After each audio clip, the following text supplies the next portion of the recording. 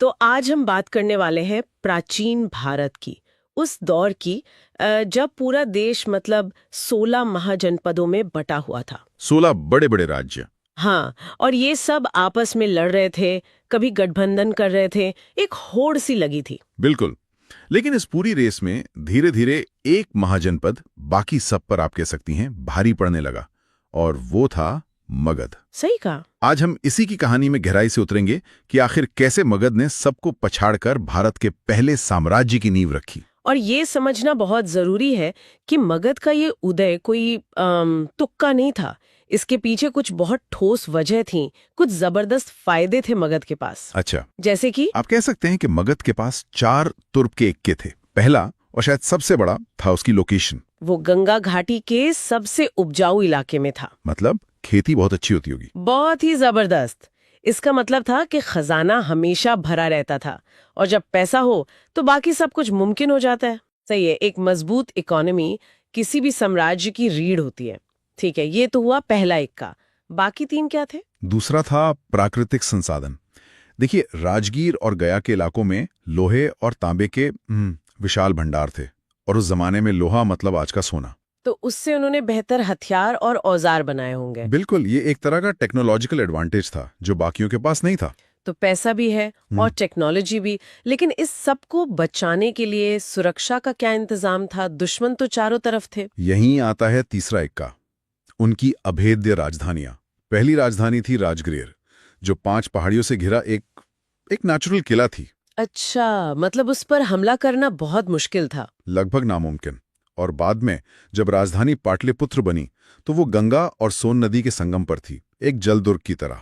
और चौथा और आखिरी इक्का थे उनके शासक, बहुत महत्वाकांक्षी, दूरदर्शी और कभी-कभी क्रूर भी। और हाथियों का इस्तेमाल, मैंने पढ़ा है कि युद्ध में बड़े पैमाने पर हाथियों का इस्तेमाल करने वाले ये पहले राजा थे। हाँ बिल्कुल, उस समय के टैंक हुआ करते थे हाथी। वाह, तो चलिए कहानी की शुरुआत करते हैं उस वंश से जिसने इस खेल को असल में शुरू किया, हर्यक वंश, जो 544 ईसा पूर्व से 412 ईसा पूर्व तक रहा। लेकिन इसका एक और नाम भी है जो काफी डरावना है। पितृहंता वंश। हाँ, अपने ही पिता के हत्यारों का वंश। बिल्कुल, और यहीं से मगध की कहानी में सियासत और साजिश का असली खेल शुरू होता है। इस वंश की नींव रखी बिंबिसार ने 544 ईसा पूर्व में, और बिंबिसार यहाँ कुछ बिल्कुल नया कर रहा था। क्या नया कर रहा था? उस जमाने में ताकत का मतलब था युद्ध, लेकिन वो समझ गया कि असली ताकत स्थायी दोस्त बनाने में है। उसने लड़ाई के मैदान से हटकर शादी के मंडप को अपनी डिप्लोमेसी का सेंटर बना दिया। 1 मिनट, मतलब वो युद्ध नहीं, शादियों से साम्राज्य बना रहा था। बिल्कुल, शादियों से। ये उस जमाने में एक तरह की सॉफ्ट पावर थी, जो लोहे की तलवार से कहीं ज्यादा मजबूत साबित हुई। ये तो बड़ा ही दिलचस्प फंडा है। कौन सी थी वो शादियां? उसकी 3 शादियां गेम चेंजर थीं। पहली, कौशल के राजा प्रसेंजित की बहन महाकौशला से। इससे उसे दहेज में पूरा काशी मिल गया। काशी, जो उस समय का एक बड़ा व्यापारिक केंद्र था। वही। दूसरी शादी उसने लिच्छवी राजकुमारी चेलना से की, जिससे उत्तर की तरफ से खतरा टल गया। और तीसरी, पंजाब के मध्र कुल की राजकुमारी खेमा से। इन शादियों ने मगध को चारों तरफ से एक तरह से सुरक्षित कर दिया। और ये वही दौर था जब गौतम बुद्ध और महावीर जैन भी अपने विचार फैला रहे थे, है ना? हाँ, बिंबिसार दोनों का समकालीन था। उसकी एक और बड़ी उपलब्धि थी एक स्थायी सेना रखना। उस जमाने में राजा सिर्फ लड़ाई के वक्त सेना बुलाते थे। अच्छा, तो उसने एक स्टैंडिंग आर्मी बनाई। हाँ, इसीलिए उसे सैनिया या श्रेणिक भी कहा जाता था। और इसी सेना के दम पर उसने अपने पड़ोसी राज्य अंग पर कब्जा कर लिया। अंग को भी जीत लिया? अच्छा। हाँ, उसे मगध में मिला लिया। तो बिंबिसार ने लगभग 52 साल तक राज किया। सब कुछ सही चल रहा था, लेकिन फिर कहानी में एक भयानक मोड़ आता है। हाँ, और ये मोड़ लेकर आया उसी का अपना बेटा अजातशत्रु।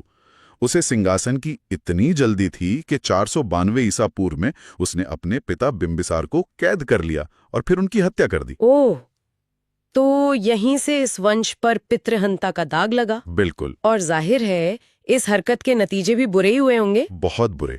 कौशल के राजा प्रसेनजित अपने बहनोई की हत्या से इतने नाराज हुए कि उन्होंने दहेज में दिया हुआ काशी वापस ले लिया।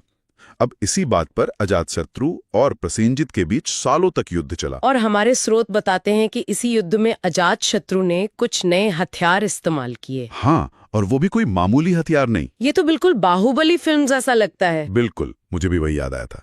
पहला था रथमूसल। रथमूसल। हाँ, सोचिए, एक ऐसा रथ जिसके पहियों में बड़ी बड़ी तलवारें लगी हों, जो घूमते हुए दुश्मन की सेना को काटता चला जाए। बाप रे। और दूसरा था महाशिला कंटक। ये आज के कैटापुल्ट की तरह था और दुश्मन पर बड़ी बड़ी चट्टानें फेंकता था। इन हथियारों ने उसे युद्ध में जबरदस्त बढ़त दी। युद्ध और विस्तार के अलावा उसके शासनकाल की कोई और बड़ी घटना जो हमारे स्रोतों में बताई गई हो? हाँ, सबसे महत्वपूर्ण घटना हुई 483 ईसा पूर्व में। महात्मा बुद्ध के महापरिनिर्वाण के ठीक बाद अजातशत्रु ने राजगृह में प्रथम बौद्ध संगीति का आयोजन करवाया। पहली बौद्ध संगीति? ये तो बहुत बड़ी बात है। जी, ये बौद्ध धर्म के इतिहास के लिए एक मील का पत्थर था। यहीं पर बुद्ध की शिक्षाओं को संकलित करने का पहला प्रयास हुआ। लेकिन यहाँ मगध की कहानी का वो श्राप फिर लौट कर आता है ना? सही कहा। अजातशत्रु ने जो रास्ता अपने पिता की हत्या करके खोला था, अब उसी रास्ते पर उसका अपना बेटा चल पड़ा। बिल्कुल, इतिहास खुद को दोहरा नहीं रहा था, बल्कि एक भयानक चक्र पूरा कर रहा था। 460 ईसा पूर्व में अजातशत्रु के बेटे उदयन ने भी गद्दी के लिए अपने पिता की हत्या कर दी। लेकिन उदयन को एक बहुत बड़े काम के लिए याद किया जाता है। हाँ, उसका जो सबसे बड़ा योगदान माना जाता है वो था राजधानी को शिफ्ट करना। उसने राजधानी को राजगृह की पहाड़ियों से निकालकर गंगा और सोन के संगम पर एक नई जगह बसाया। पाटलिपुत्र। हाँ, पाटलिपुत्र, आज की पटना। ये एक ऐसा मास्टर स्ट्रोक था जिसने आने वाली सदियों के लिए मगध को भारत की राजनीति का केंद्र बना दिया। तो इस पितृहंता वंश का अंत कैसे हुआ? क्या किसी और बेटे ने अपने बाप को मारा? नहीं, इस बार कहानी थोड़ी अलग थी। उदयन के बाद कुछ कमजोर राजा आए। इस वंश का आखिरी शासक था नागदशक। वो इतना अयोग्य था कि जनता और दरबार दोनों उससे परेशान थे। और तब किसी और ने मौके का फायदा उठाया। बिल्कुल, इस बार वो कोई और उसी राजा का अपना अमात्य यानी मंत्री था, शिशुनाग। उसने नागदशक को गद्दी से हटा दिया और 412 ईसा पूर्व में एक नए वंश की शुरुआत की। तो यहाँ हर्यक वंश का खूनी अध्याय खत्म होता है और मगध की कहानी में एक नया पन्ना जुड़ता है, शिशुनाग वंश। ये चला 412 ईसा पूर्व से 344 ईसा पूर्व तक। हाँ, और शिशुनाग ने गद्दी पर बैठते ही वो काम किया जो हर्यक वंश के राजा नहीं कर पाए थे। कौन सा काम? उसने मगध के सबसे बड़े और पुराने दुश्मन अवंती को हमेशा के लिए हरा दिया और उसे मगध साम्राज्य में मिला लिया।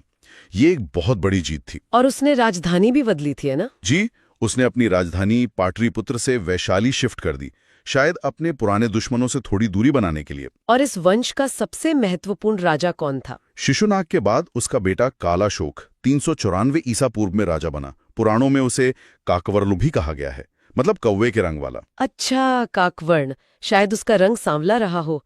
उसके समय की सबसे बड़ी घटना क्या थी? युद्ध से ज्यादा उसके समय की सबसे बड़ी घटना सांस्कृतिक थी। उसके शासनकाल में 383 ईसा पूर्व में वैशाली में द्वितीय बौद्ध संगीति हुई। दूसरी बौद्ध संगीति पहली के ठीक 100 साल बाद। बिल्कुल। और उसने एक और काम किया, अपने पिता के फैसले को पलटकर राजधानी को वापस वैशाली से पाटलिपुत्र ले आया। उसे शायद समझ आ गया था कि मगध का असली पावर सेंटर पाटलिपुत्र ही है। शायद यही बात हो। तो शिशुनाग वंश का अंत कैसे हुआ? इसका अंत भी हत्या से ही हुआ।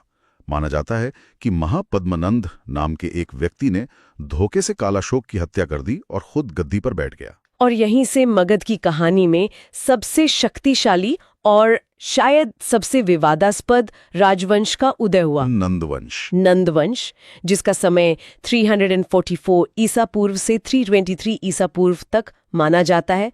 और हमारे स्रोतों के मुताबिक ये भारत का पहला गैर क्षत्रिय राजवंश था। ये तो उस समय के हिसाब से बहुत बड़ी बात रही होगी, बहुत बड़ी बात। इसके संस्थापक महापद्मनंद की उत्पत्ति को लेकर ही बहुत विवाद है। पुराण कहते हैं कि वो एक शूद्र महिला का बेटा था, वहीं जैन और ग्रीक ग्रंथ उसे एक नाई का बेटा बताते हैं। लेकिन उसकी जाति जो भी हो, उसकी काबिलियत और महत्वाकांक्षा की कोई सीमा नहीं थी। कोई सीमा नहीं थी। उसे भारत के पहले साम्राज्य निर्माता के तौर पर भी देखा जाता है। ऐसा क्यों? क्योंकि उसने वो किया जो पहले किसी ने नहीं किया था। उसने उस समय के लगभग सभी क्षत्रिय राजवंशों को एक एक करके खत्म कर दिया। इसीलिए उसे सर्वक्षत्रांतक जैसी उपाधि मिली। सर्वक्षत्रांतक यानी सभी क्षत्रियों का नाश करने वाला। हाँ, उसने खुद को एकराट घोषित किया, जिसका मतलब था एकमात्र सम्राट। उसकी सेना इतनी विशाल थी कि पाली ग्रंथों में उसे उग्रसेन भी कहा गया है। और उसका साम्राज्य कहाँ तक फैला था? वो पहला शासक था जो मगध की सीमाओं को विंध्य पर्वत के पार दक्षिण तक ले गया। उसने कलिंग यानी आज के उड़ीसा पर भी विजय हासिल की। उसकी सेना कितनी बड़ी थी, इसका कोई अंदाजा है? कुछ स्रोतों के मुताबिक उसकी सेना में 2 लाख पैदल सैनिक, 60,000 घुड़सवार और 6,000 युद्ध हाथी थे। ये उस जमाने के हिसाब से एक अकल्पनीय सैन्य शक्ति थी। और इस शक्तिशाली वंश का अंतिम शासक था धनानंद, जिसके बारे में हमने बहुत सी कहानियां सुनी हैं। हाँ, महापद्मनंद के 8 बेटों में से एक धनानंद। उसे अपने पिता से एक विशाल साम्राज्य और सेना विरासत में मिली थी। वो बहुत शक्तिशाली था, लेकिन अपनी प्रजा में उतना ही बदनाम था। क्यों? ऐसा क्या किया उसने? उसने जनता पर इतने टैक्स लगा दिए थे कि लोग परेशान हो गए थे। उसे पैसे का बहुत लालच था, इसीलिए शायद उसका नाम धनानंद पड़ा, जिससे सिर्फ धन से आनंद मिलता हो। बिल्कुल। ग्रीक इतिहासकार उसे अग्रमीज या ज़ैंथ्रिम्स नाम से बुलाते हैं। यानी उस जमाने का टैक्स टेरर। कोई आश्चर्य नहीं कि लोग उससे नफरत करते थे। और इसी के समय भारत पर दुनिया के सबसे बड़े विजेताओं में से एक का आक्रमण हुआ था, सिकंदर का। बिल्कुल, धनानंद के शासनकाल में ही उत्तर पश्चिम भारत पर सिकंदर का आक्रमण हुआ। और कहते हैं कि धनानंद की सेना से ही डरकर सिकंदर के सैनिक आगे नहीं बढ़े थे। हाँ, ये कहानियां बहुत मशहूर हैं। कहते हैं कि धनानंद की विशाल सेना की बातें सुनकर ही सिकंदर के सैनिकों ने व्यास नदी से आगे बढ़ने से इनकार कर दिया था। उन्हें डर था कि मगध की सेना उन्हें कुचल देगी। तो एक तरह से उसने बिना लड़े ही सिकंदर को रोक दिया। फिर भी उसका अंत इतना बुरा क्यों हुआ? उसकी सबसे बड़ी भूल क्या थी? उसकी सबसे बड़ी भूल सिकंदर को नजरअंदाज करना नहीं, बल्कि तक्षशिला से आए एक गरीब लेकिन विद्वान ब्राह्मण चाणक्य का अपमान करना था। अच्छा, वो प्रसिद्ध कहानी। हाँ, कहते हैं कि उसने भरी सभा में चाणक्य की बेइज्जती की थी और उसी दिन चाणक्य ने अपनी शिखा खोलकर प्रण लिया कि जब तक वो नंद वंश को जड़ से उखाड़ नहीं फेंकेंगे तब तक उसे नहीं बांधेंगे। और फिर उन्होंने चंद्रगुप्त मौर्य को तैयार किया। बिल्कुल, उन्होंने चंद्रगुप्त मौर्य नाम के एक साधारण युवक को तैयार किया और उसकी मदद से धनानंद को सत्ता से हटाकर भारत के सबसे महान साम्राज्य मौर्य साम्राज्य की स्थापना की। तो ये थी मगध के 3 शुरुआती राजवंशों की कहानी, हर्यक, शिशुनाग और नंद। एक ऐसी कहानी जिसमें महत्वाकांक्षा है, धोखा है, नई तकनीक है और सत्ता का ऐसा खेल है जिसने भारत के पहले महान साम्राज्य का मंच तैयार किया। और अगर हम इन तीनों राजवंशों को एक साथ देखें तो एक पैटर्न साफ नजर आता है। क्या पैटर्न? सत्ता का हिंसक हस्तांतरण। हर्यक वंश अपने ही परिवार में हत्याओं के चक्र में फंसकर खत्म हुआ। शिशुनाग वंश के शासक कालाशोक की हत्या हुई और नंद वंश के धनानंद को युद्ध में हराकर सत्ता से बेदखल किया गया। हर बार एक राजवंश का अंत दूसरे के हिंसक उदय का कारण बना। ये शायद उस दौर की राजनीति की सच्चाई थी। ताकत ही सबसे बड़ा सच थी। बिल्कुल। हमारे स्रोतों में विशाखदत्त के नाटक मुद्रा राक्षस का जिक्र है, जिसमें बड़ी खूबसूरती से दिखाया गया है कि कैसे चाणक्य और चंद्रगुप्त ने नंदों को हराया। ये मुझे सोचने पर मजबूर करता है कि जो इतिहास हम पढ़ते हैं उसे उस दौर की कहानियों, नाटकों और साहित्य ने कितना प्रभावित किया होगा। ये सोचने वाली बात है। क्या चाणक्य सच में उतने ही नाटकीय थे या धनानंद उतना ही बुरा था जैसा हमें कहानियों में बताया जाता है? ये इतिहास की वो परतें हैं जो शायद हम कभी पूरी तरह नहीं खोल पाए।